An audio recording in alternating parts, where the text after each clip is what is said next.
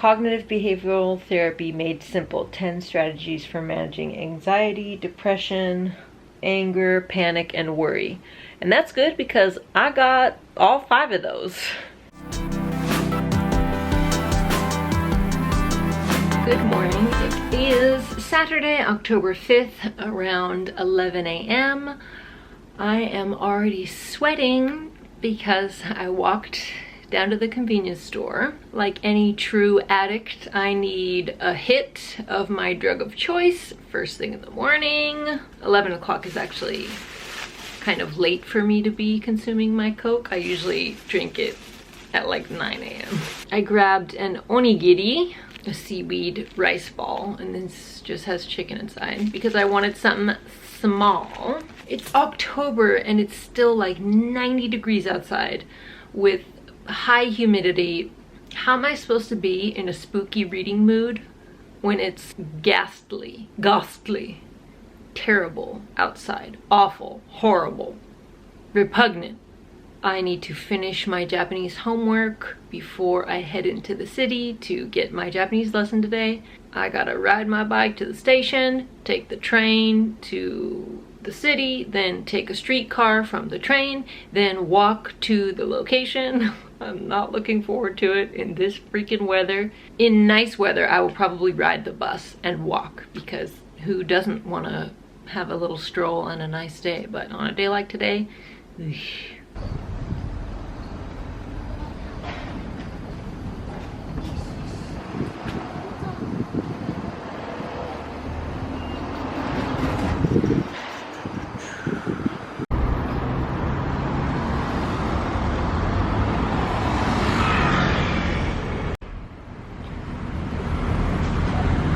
oh my gosh. Everyone is staring at me, but that's okay.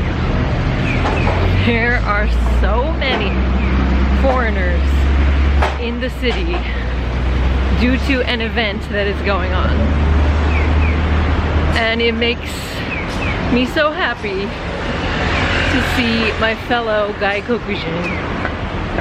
I mean, they're seriously everywhere. The people of Japan gotta be freaking out at this point. But yeah, I'm on my way to my Japanese lesson. I have 30 minutes to get there and it's like a 10-minute walk, so I barely finished the homework in time. I seriously underestimated how long it would take me to do the homework. And it's hot and I'm dying, but that's okay. Whew. Did I mention I hate the city? Because I do. Give me the good old countryside any day. Too many people, too many cars, too many buildings. I'm a country girl. This is my language school, but she's with a student right now, so I have to wait.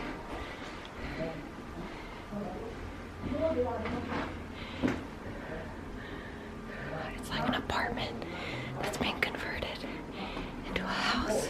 It's so hot. I'm literally dying. It's like 90 degrees outside. Good messy Sunday morning to you. It is the 6th of October, and as you can see, I'm attempting to bullet journal while watching Amanda Rach Lee's YouTube channel. She's okay with people recreating her spreads as long as they tag her, and I cannot draw for crap. So I'm using her video as a guide.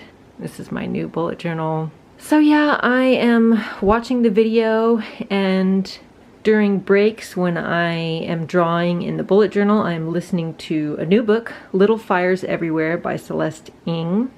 I actually finished Big Magic this morning. So yeah, it's just around 9:30. I fancy a very relaxing Sunday drawing, studying, reading, and cleaning. I just woke up from a nap It's about 5 o'clock. My hair's in French braids, and it's been a while since I wore it in French braids, mainly because it wasn't long enough.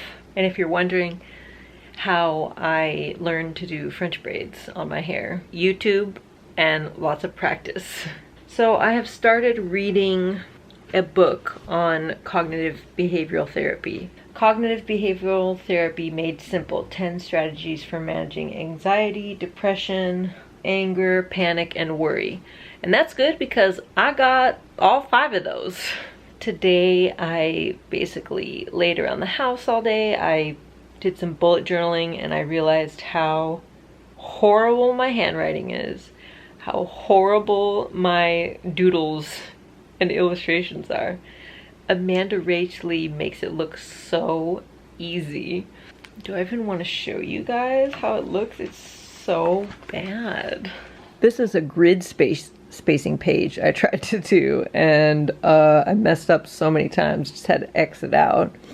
Did it a little better the second time around. It's not done yet, but I was trying to copy the doodles that she did for, I think it's her October 2018 spread. It's so bad. And a calendar, my little YouTube tracker, hey.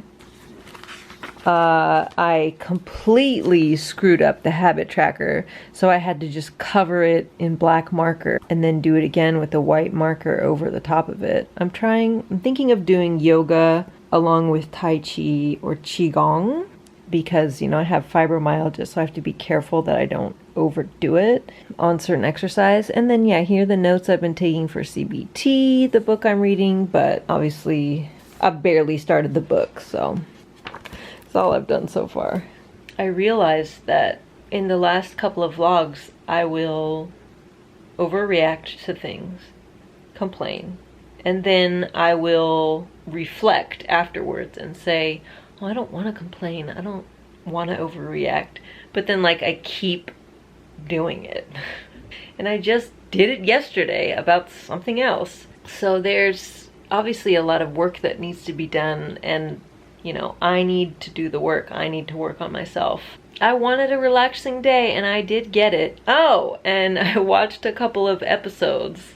So I'm trying to watch Shadowhunters again, the TV show. It is really cheesy, man. It's real cheesy, but you know, after reading Clockwork Princess and finishing the Infernal Devices, I'm just hungry for more Shadowhunters content. And I know they've got like more than 3 seasons out, so I'm very curious to see if the show gets better. But right now, so I'm starting from the beginning and I'm watching the first couple of episodes and I've already seen those. Hopefully they get better. On the whole, I do like all of the actors more than I liked the actors from the movie. Like Jace is a million times better. I liked Clary from the movie. She was pretty good, but I just like Lily Collins in general. I like Alec from the TV show a lot better than I like the movie Alec. I like the TV show Isabel too. Kind of overly sexy, but she's also fierce. So I will check in tomorrow probably, or maybe in a couple of days.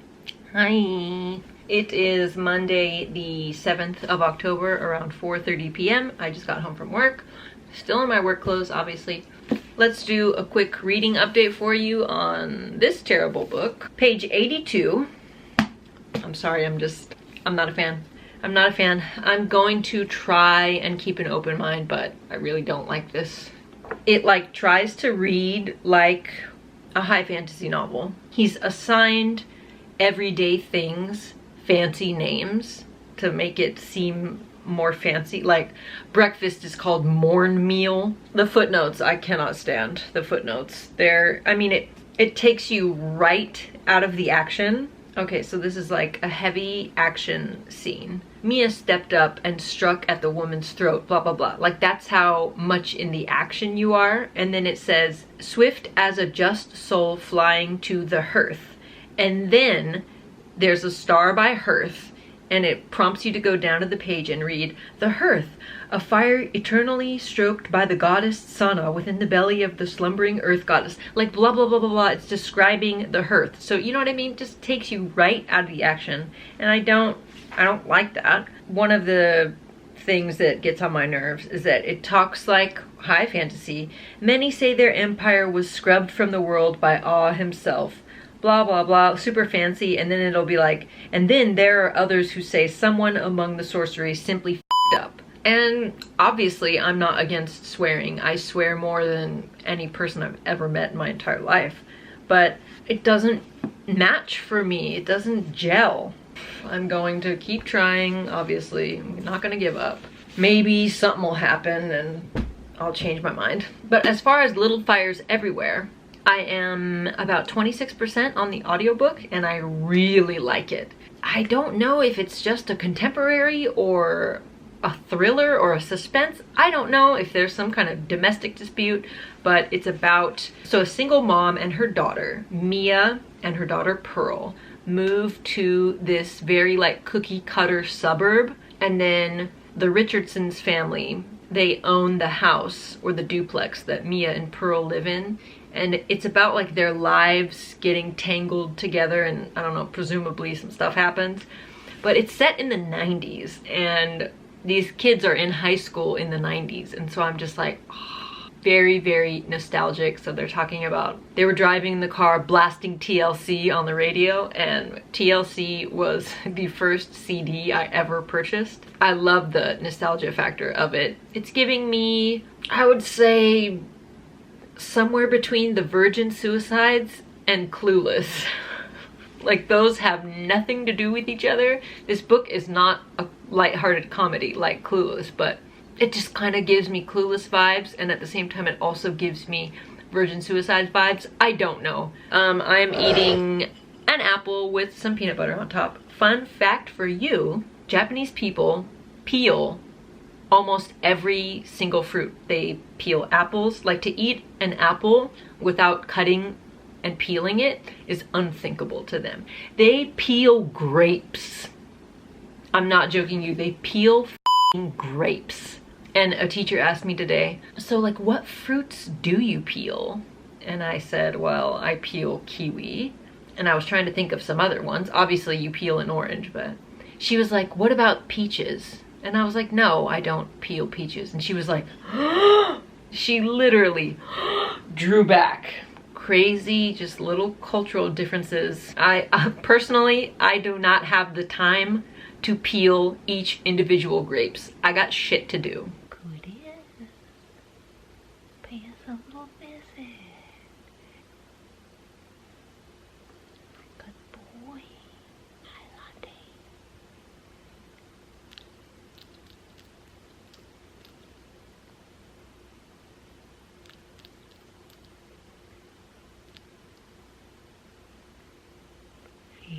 Hey there, latte boy, flying through the sky so fancy free. Yeah, you're such a cute boy. Mama loves you. Can I check your tummy? Oh, your nails are getting long. I think someone needs a B-A-T-H. Who's that handsome boy? Who is he? Look how handsome. Hello, it's me, Hermione. In case you are wondering, this is what my hair looks like if I brush it dry. And therefore, I never do that. I'm just about to get in the shower, but yeah, this is what my hair looks like if I brush it dry. It is Thursday, October 8th, around 5:20. Wanted to do a very quick reading check-in. I have not progressed on Nevernight. I'm still on page 82, I think. My cousin, she bought Nevernight because she saw my TBR that I was just so excited to read Nevernight. And she sent me a picture of it and I was like, did you buy that? And she said yes, and I was like, no, because she hasn't seen the newest vlog that I just posted saying how disappointed I was in Nevernight.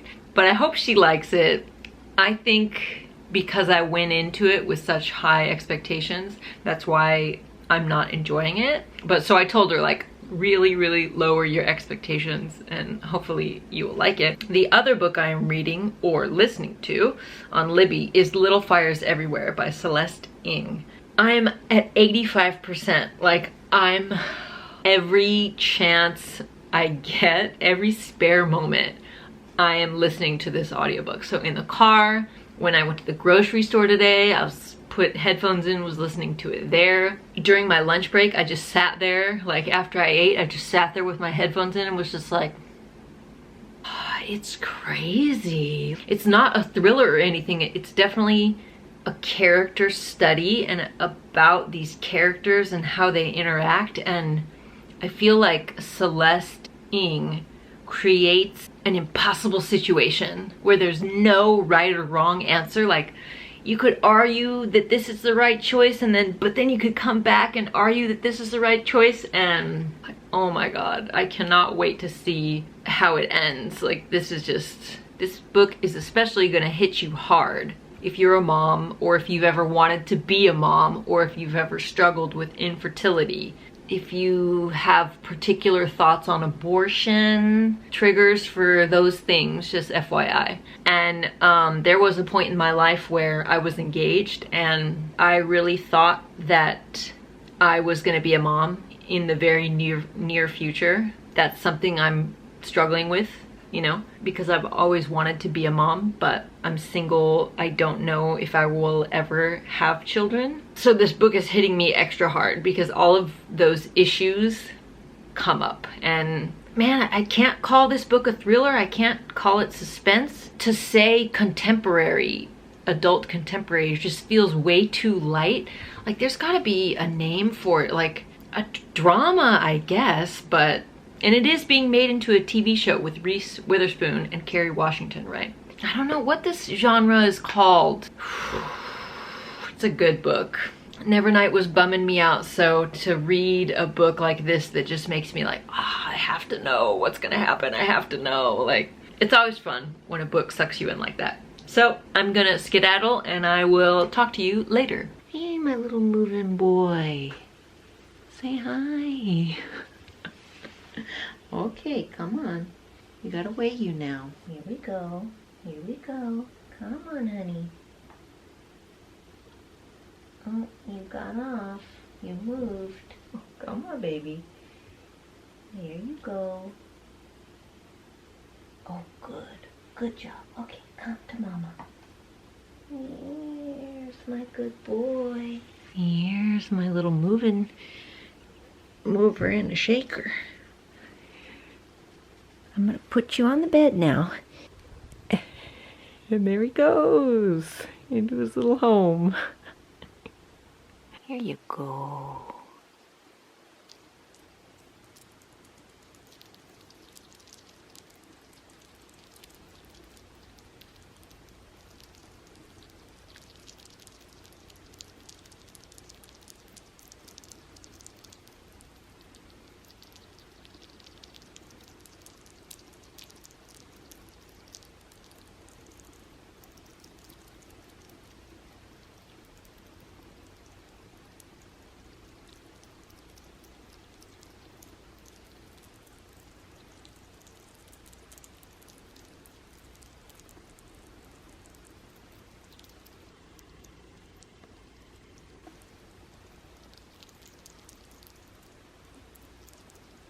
Oh, you finished? Hello, how are you? It is Wednesday, October 9th.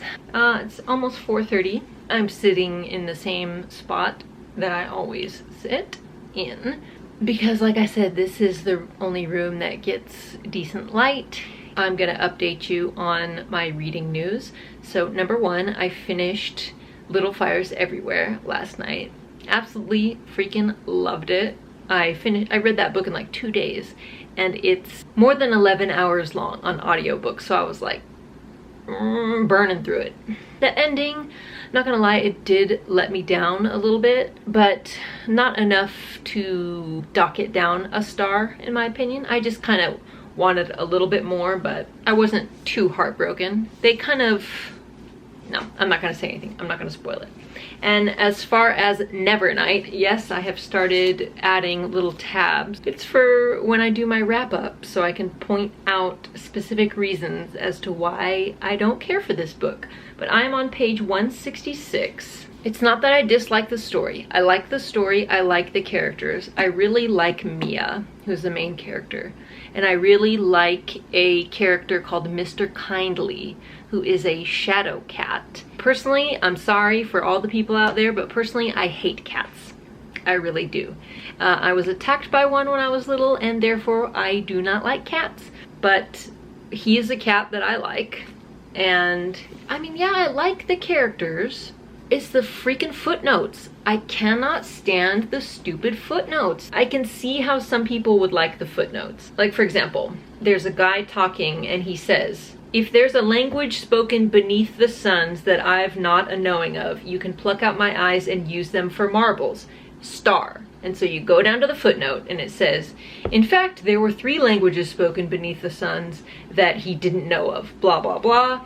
The first is blah, blah, blah. The second is blah, blah, blah. The last and last, the language of cats. Oh yes, cats speak, gentle friend. Doubt it not. If you own more than one and can't see them at this particular moment, chances are they've off in a corner somewhere lamenting the fact that their owner seems to spend all their time reading silly books rather than paying them the attention they so richly deserve. It's just an example of J. Kristoff's humor, and I imagine people who like that sort of thing laughing because it's like the author is talking directly to you, but it distracts me from the story. I can't get lost in this world if I have to keep reading stupid footnotes like that. I'm sorry, I don't like it. Yeah, so here's another. They found themselves in the Hall of Songs. She had no idea why the room was called such, though she suspected it had nothing to do with acoustics. Star. Then you go down to the footnote and it says, although they were, as it happens, exceptional. Fa la la la la la la la la la la. Like, I'm not joking, that's what it says. Fa la la la la la la la la la la. It's not funny to me. It doesn't add to the story. It takes away from the story, and I just don't like it. Probably that is the biggest complaint about this book, is the use of footnotes, and that he uses very flowery writing. And I will say that he does, but I have been able to get through it. One particular scene that is just so strange. Is that wise? Mia said. What? The old man blinked. This is a library. You can't smoke in a bloody library. Oh shit. The old man plucked his cigarillo, pounded it briefly, and popped it back into his mouth. What if the books catch fire? Mia asked. Oh, shit, the old man said.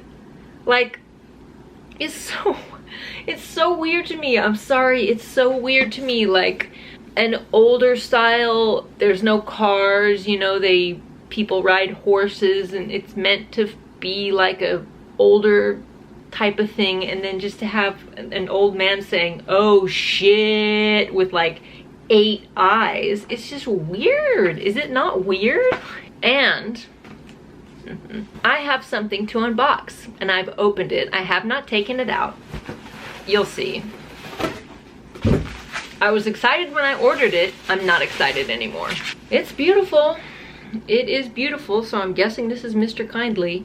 It's freaking gorgeous. This is a sprayed edge special edition limited signed copy of Dark Dawn, which is the 3rd book in this series that I don't like. So as I've said countless times, this is the American cover. This is the style of the UK covers. Again, you can't buy UK covers in Nevernight or God's Grave because they go for hundreds of dollars. Not sure why these books are so expensive, because I don't find them to be very good books. Yeah, I think I'm gonna have to sell this. Oh, it's such a pretty book. I will finish this one, and then see how I feel. But so disappointing. I want to love this. I thought I was gonna love it. Can't win them all. As for the audiobook front, since I finished Little Fires Everywhere, I have started listening to Sadie, and that is a full cast audiobook. I've heard a lot of good things about it. I think it's YA thriller. I'm only like 10% into it, so I can't really say what it's about yet, but it's told in like podcast format. So, but it's just cool when there's a full cast, and I've heard people just rave about this audiobook. I'm excited to listen to it. Hello, it is Friday, October 11th. I just got home from work.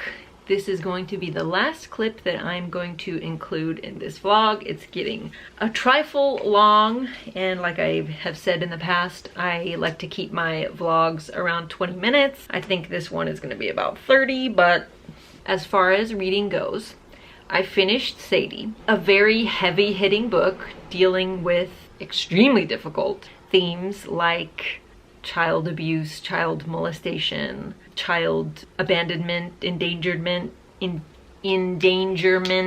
the murder of a child. That's not spoiling anything for you, but just FYI.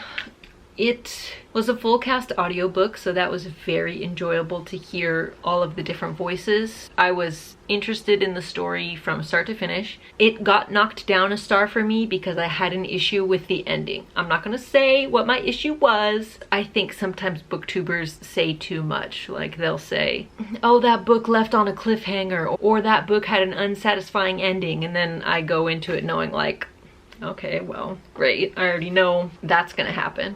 So I'm just gonna say I didn't care for the ending. Actually, also didn't care for the ending of Little Fires Everywhere. So yeah, those two books are down. Highly recommend both of them. Like I said, heavy hitters, but still just good books in my opinion. Sadie lived up to the hype, I will say that. As for Nevernight, I'm on page 238. I've been so stinking negative about this book through this whole vlog. As I'm continuing to read it, I'm trying to keep an open mind because I do like Jay Kristoff a lot. I follow him on Twitter, on Instagram. I've read his collaborated works. I'm getting an idea of his sense of humor. I don't know why I have such a stick up my butt about like when this book tries to be funny. I'm like, excuse me, you're distracting me from the book. He's taking a very dark, gory, sinister, sometimes so gory it's just flat out gross. He's trying to lighten the mood. Just kind of a very dark sarcasm, I guess. And I'm learning to appreciate it more. Like I said, the story is interesting. The characters are interesting. It's just those stupid footnotes. But anyway, I will definitely finish this soon. Yeah, I still got quite a bit to go, like another 200 pages to go. Today is the start of a 3-day weekend. Tomorrow, Saturday, I will be focusing on Japanese because I have my lesson. In 1 week, I'm literally learning hundreds of new words. So it's kind of hard to, you know, stay on top of everything. And again, I am reading a book on cognitive behavioral therapy, so I just want to read some affirmations, I guess, that I got from the book. So, number 1, depression causes my world to shrink. Yes. 2, each time I avoid social interaction and am alone, I feel a sense of relief, which reinforces my pattern of avoidance. Also, yes, just as experiences outside our control can shape our brains, we can also reshape them based on how we choose to think and act. Yes, actions are easier to control than feelings.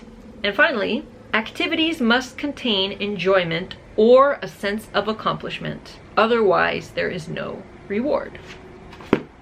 I am reading the CBT book on ebook, and I would guess I'm like only 15% through it. But it is a lot about goal setting, which I'm into. The whole thing of cognitive behavioral therapy is about like exposure therapy, I guess. If you're agoraphobic like I am, you would gradually start to go outside more. The first activity would be, okay, on Monday I'm gonna go outside and be around people for 10 minutes and then I'm allowed to race back home. And then you slowly like up the thing. That part I'm not looking forward to. I think that's how it's gonna be, but I need to keep reading, obviously. I'm gonna call it good right here because we are probably past the 30-minute mark, so hope you have a great weekend. Thank you for watching, and I will see you next time.